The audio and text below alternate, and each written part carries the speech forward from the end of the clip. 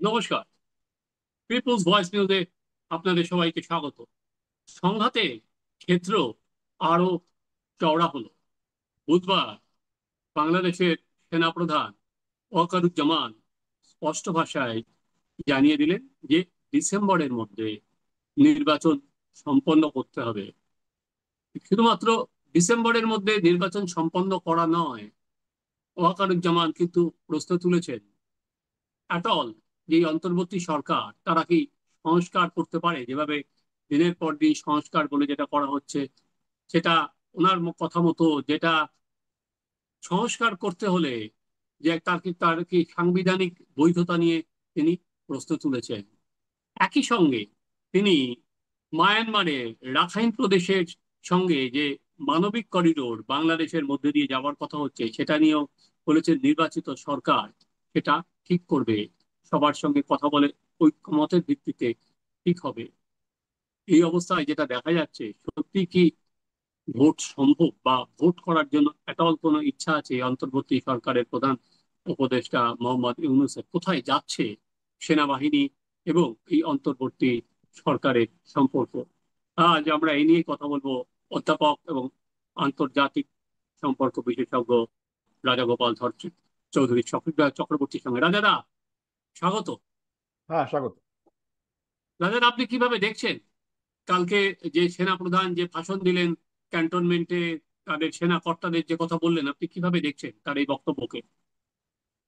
হ্যাঁ, দেখুন, আহ, সেনা কর্তা ওয়াকারুজ্জামান আহ, এতকাল আমরা দেখেছি যে তার কোনো অ্যাম্বিশন যে নিজে প্রেসিডেন্ট হব বা প্রধানমন্ত্রী হব, সেটা কোনোদিন প্রতিফলিত হয়। সেটা থাকলে উনি কিন্তু একেবারে শেখ হাসিনা চলে যাওয়ার পরেই উনি বসতে পারতেন, কিন্তু বসেন। প্রায় তো 9-10 মাস হয়ে গেল, তো ইউনূসকে বসিয়েছেন। ছাত্ররা হয়তো এটা চেয়েছিল, মৌলবাদীরা হয়তো এটা চেয়েছিল।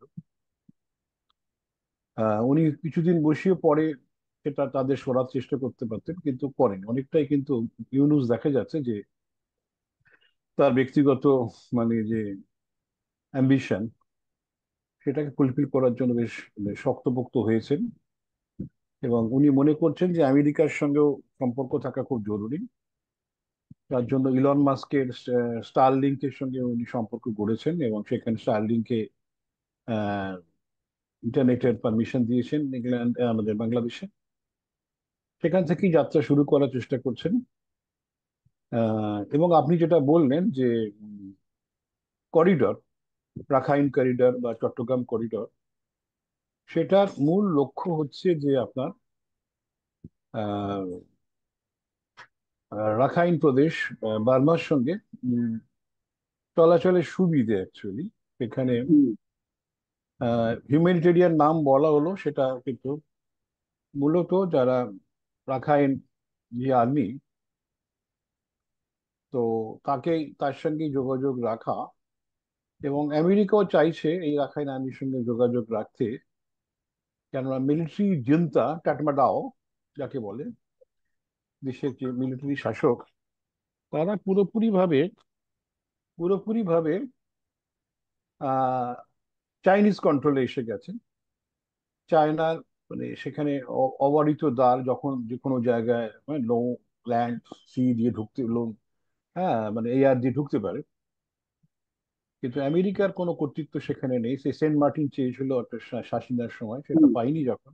সেটা এখন এই পাইনি। করিডোরটা, হ্যাঁ, পাইনি। করিডোরটা ইচ্ছে দিয়েছে ইউনুস আমেরিকাকে হাতে রাখা, কারণ আমেরিকার যে আমরা দেখেছিলাম যে ট্রাম্পের যে মানে আহ দিওয়ালির সময় যে ধরনের বার্তা ছিল এবং তুলসী গেবার্ড যে ধরনের কথা বলছিল, তাতে মনে হচ্ছিল আমেরিকা বুঝি ঝাঁপিয়ে পড়বে বাংলাদেশে।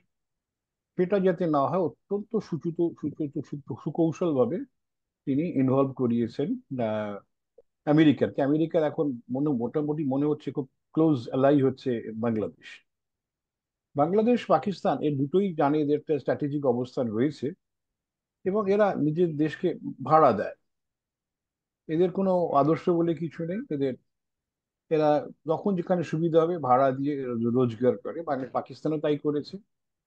হ্যাঁ, আমরা দেখেছি যে ওসামা বিন লাদেনকে থাকতে দিয়ে পয়সা নিয়েছে, আবার তাকে ধরিয়ে দিয়ে পয়সা নিয়েছে, আবার মেরে ফেলেও পয়সা নিয়েছে। যাই হোক, এটা হচ্ছে পাকিস্তানের চরিত্র, বাংলাদেশ সেই একই চরিত্র ধরে বসে আছে। সুতরাং চীনকে সাহায্য করছিল, চীনকে মদদ দিচ্ছিল, দেখতে খুব একটা সুবিধা হচ্ছে না। চীনের সাম্রাজ্যবাদী ভূমিকা, অর্থনৈতিক অ্যাগ্রেশনের ভূমিকা আছে, কিন্তু জমি দখলের ভূমিকা সেভাবে চীন মানে যুদ্ধের দিকে যেতে চায় না। এখন আমেরিকাকে ওরা সাথে নিতে চাইছে, যদি আমেরিকা যদি কোনোভাবে বাংলাদেশে হস্তক্ষেপ না করে। যাই হোক, সেটা তো আমরা নিশ্চয়ই দেখবো কি হচ্ছে না, না কিন্তু হচ্ছে। বিরোধের ক্ষেত্রগুলো যদি দেখেন না দাদা, সেনাপ্রধান এবং মোহাম্মদ ইউনূসের, সেগুলো কিন্তু খুব পরিষ্কার। তো হ্যাঁ, হ্যাঁ, এই হ্যাঁ। বিরোধের ক্ষেত্র আপনি কি মনে করছেন আগামী দিনে আরো হুম। বাড়বে, নাকি হ্যাঁ, হ্যাঁ, যেটা বলা হুম, হচ্ছে হুম। যে সেনাপ্রধানের সেরকম কোনো অ্যাম্বিশন না, নেই, না, উনি হ্যাঁ। আগেও বলেছেন হুম, নতুন হুম। সরকার হলে তারা আবার ব্যারাকে ফিরে যাবে, উনি এর মধ্যেই আটকে থাকবেন? হ্যাঁ, এখন এখন যেটা ঠিক, হ্যাঁ, এবার একটু মানে ভিতরের পলিটিক্সে আসি। আর তার মানে বোঝা যাচ্ছে যে আমেরিকার যে স্বার্থ, সেই স্বার্থটা ইউনুস চরিতার্থ করছে।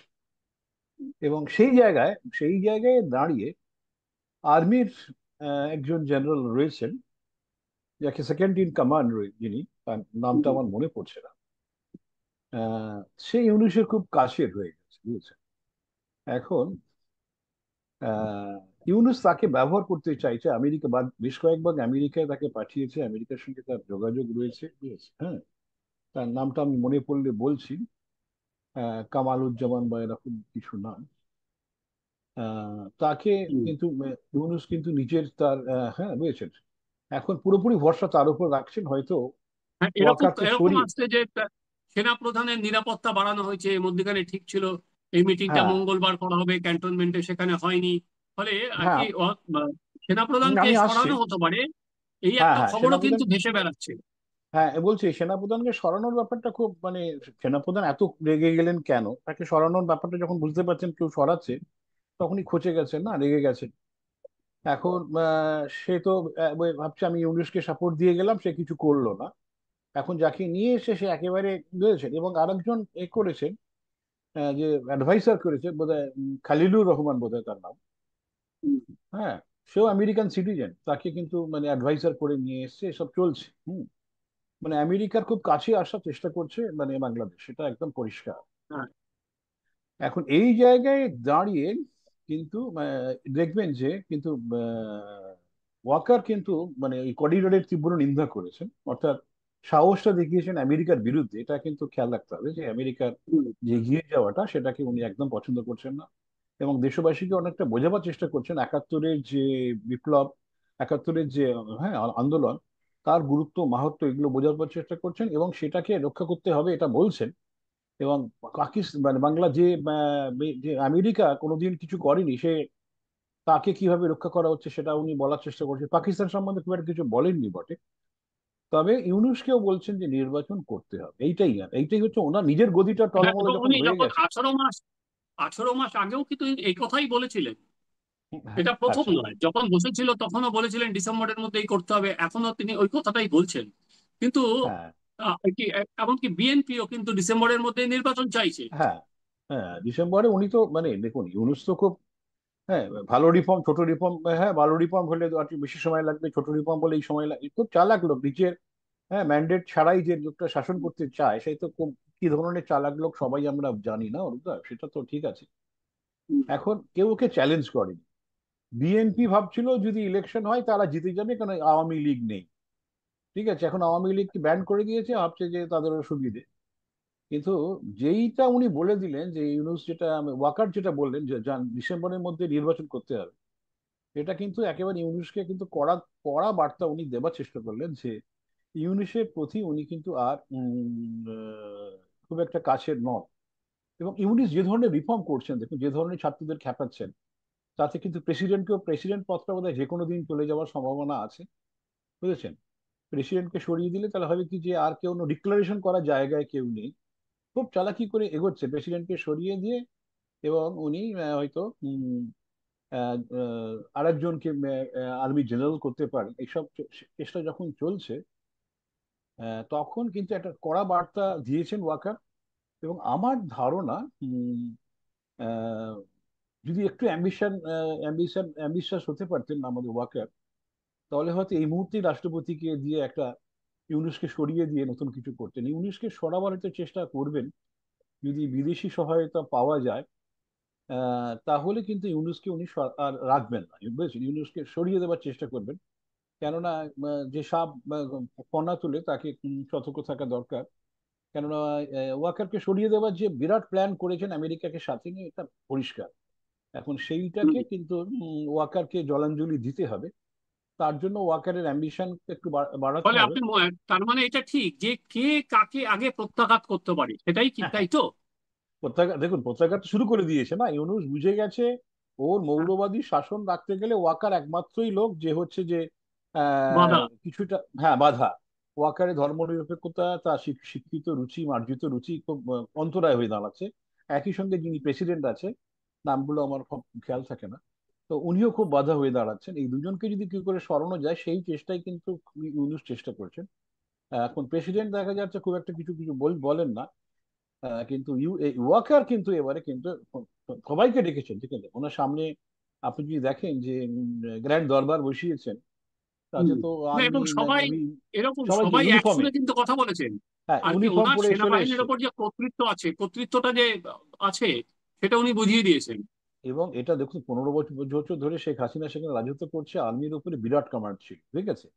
তো হুম। সবাই জানে বাংলাদেশের মতন দেশে আর্মির উপর কমান্ড না থাকলে আপনার অস্তিত্ব কিছুই নেই, এটা সবাই বোঝে, এটা সেটা তৈরি হয়েছে। এবং এখনো পর্যন্ত যা আছে, লাস্ট টাইম, আমি তো জানি না এটা ওয়াকারের বাংলাদেশে আপনার ভিডিও অনেকে দেখে আমি জানি, কিন্তু ওয়াকার দেখবেন কিনা জানি না।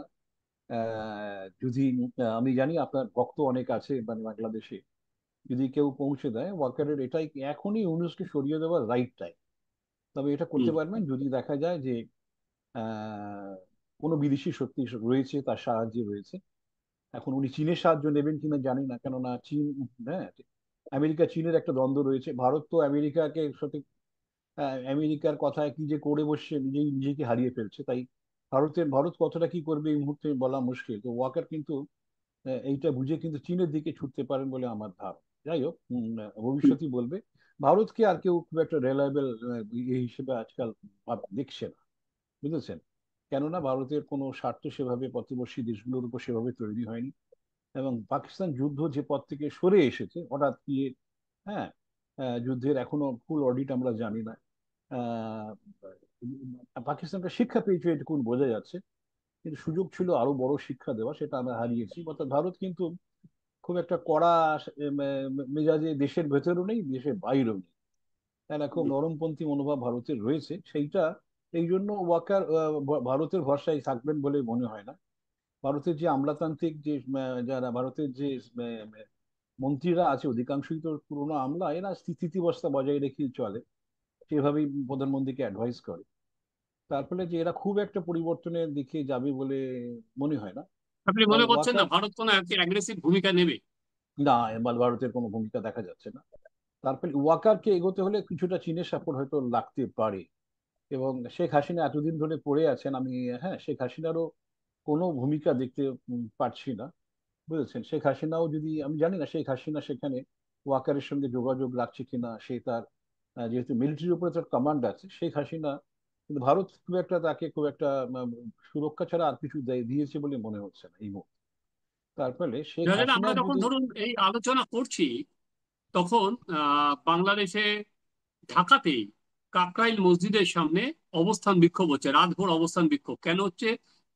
বাংলা যে দক্ষিণের সিটি কর্পোরেশনের মেয়র পদে বিএনপির ইশরাক হোসেনকে বসানোর দাবিতে সেই অবস্থান বিক্ষোভ চলছে রাতভর। এবং কি ইন্টারেস্টিং, যেটা একটা সময় এই ছাত্রদের সঙ্গে আওয়ামী লীগের আর কি ছায়া যুদ্ধ ছিল বলতে পারেন, এখন সেটা সরাসরি চলে এসেছে বিএনপি আর এনসিপির মধ্যে, এই ছাত্রদের সংগঠনের মধ্যে। বিএনপি যখন আহ, এই কর্পোরেশনের মেয়রের পদে ইশরাক হোসেনকে বসাতে চাইছেন, তখন এই ছাত্ররা এনসিপি তারা কিন্তু ওই আহ, যেটা বলা হচ্ছে যে ইলেকশন কমিশন তাকে তাকে সম্পূর্ণভাবে নতুন করে সাজাতে হবে, জুলাইয়ের ঘোষণাপত্র দিতে হবে, এই বলে তারা কিন্তু নির্বাচনটাকে ক্রমশ পেছনের দিকে ঠেলতে চাইছেন, এটাই মনে করছে বিএনপি। ফলে সংঘাত কিন্তু ওইখানেও বাড়বে, ভার্সেস এনসিপি, সেই সংঘাত কিন্তু আরো প্রবল হবে আগামী দিনে। হুম, দেখুন মানে আওয়ামী লীগের যারা আছেন তারা তো প্রত্যক্ষ রাজনীতি করতে পারছে না, তারা কেউ এনসিপিতে যাবে না, তারা সবাই যারা মানে আওয়ামী লীগের প্রকৃত ভক্ত, তারা মানে ক্ষমতার জন্য রাজনীতি করেন, তারা হয়তো এনসিপিতে গেছেন বা যাবেন। যারা আওয়ামী লীগটাকে ভালোবেসেছেন তারা অনেকেই হয়তো বিএনপি দিকে আপাতত যাবার চেষ্টা করবে। এবং এতে কিন্তু যদি ফেয়ার ইলেকশন হয়, বিএনপি জিতে যাওয়ার সম্ভাবনা খুব বেশি। তার ফলেই মানে এনসিপি কিন্তু নির্বাচনটা, কোনো ধরনের নির্বাচন করতে চাইছে না। আর যদি ঢাকা কর্পোরেশনে যদি জিতে, সেই কিন্তু বাংলাদেশ চালায়। এটা মোটামুটি সব হ্যাঁ, দেশই তারা প্রায় এই ধরনের কথা। মনে করছে যে ঢাকা কর্পোরেশনে যদি মেয়রের পদটা পায় তাহলে অন্তর্বর্তী সরকারকে একটা ধাক্কা দেওয়া হবে, কিন্তু হ্যাঁ, এরা হ্যাঁ, কিছুতেই সেটা হতে দিতে চাইছে না। সেটা তো হতে দেবে না, কারণ নির্বাচনে পরাজয় হলেই তো একটা ইয়ে হইবে, হ্যাঁ, সিগন্যাল এসে গেল না, সেইটা কিছুতেই হ্যাঁ, ইউনূস যে করতে ছাত্ররা দেবে না। একটা সময় ভেবেছিল তারাই কাণ্ডারি, তারাই চালিকা শক্তি, তারাই একাত্তরকে, এখন মুক্তিযুদ্ধকে ভুলিয়ে দেবে, মুক্তিযুদ্ধের হ্যাঁ, চেতনাকে হ্যাঁ, ভুলিয়ে হ্যাঁ, দেবে, আজকে প্রতি এখন পদে পদে বাধার সামনে হুম, দাঁড়াচ্ছে। আমার ধারণা যদি এই সময় যদি সাহস অবলম্বন করে ওয়াকার যদি ইউনূসকে সরিয়ে দিতে পারে, হয়তো কিছু আন্দোলন হবে, মিলিটারি পুলিশকে সেটা ট্যাকেল দিতে হবে। হ্যাঁ, কিন্তু মানে কেননা তো সমাজ মানে সংবিধানে যেটা অরিজিনাল সংবিধানে তো বোধহয় হ্যাঁ 90 দিনের বেশি এরকম, বা কি 6 মাসের বেশি, আমার হুম। এক্সাক্ট টাইমটা মনে পড়ছে না, কোনো তো এরকম থাকতে পারে না। সুতরাং সেটা দেখিয়ে উনি যদি ব্যাট টানা ব্যাটে খেলতে শুরু করেন, তাহলে ইউনূস, ওয়াকারের ভবিষ্যৎ আছে, বাংলাদেশের ভবিষ্যৎ আছে। ওয়াকারকে হুম। বুঝতে হবে তিনি যদি যতটাই শক্ত হাতে ব্যাট ধরবেন, তত কিন্তু বাংলাদেশের গণতন্ত্র, ধর্মনিরপেক্ষতার ভবিষ্যৎ। উনি যত নরম হবেন, তত কিন্তু মৌলবাদীরা বাংলাদেশকে দখল করে ছাড়বে, সেটা ওয়াকারকে বুঝতে হবে। এখন ওয়াকারই একমাত্র ভরসা, কেননা শেখ হাসিনা দেশের অনেক বাইরে। সত্যি রাজাদা, ফলে বাংলাদেশের পরিস্থিতি দ্রুত কিন্তু পাল্টাচ্ছে। দেখা যে আগামী দিনে এই সেনাবাহিনী আর এই অন্তর্বর্তী সংঘাত কতটা বাড়ে, এবং সেখানে সেনা প্রধান কি ভূমিকা নেয়, উনি কি আরো আগ্রাসী ভূমিকা নেন, উল্টো দিকে সেনা প্রধানকে সরানোর জন্য অন্তর্বর্তী সরকার ঠিক কি পদক্ষেপ নিচ্ছে। রাজাদা, অসংখ্য ধন্যবাদ। আপনারাও দেখতে থাকুন আমাদের চ্যানেল, আমাদের চ্যানেল সাবস্ক্রাইব করুন, আপনাদের মতামত জানান।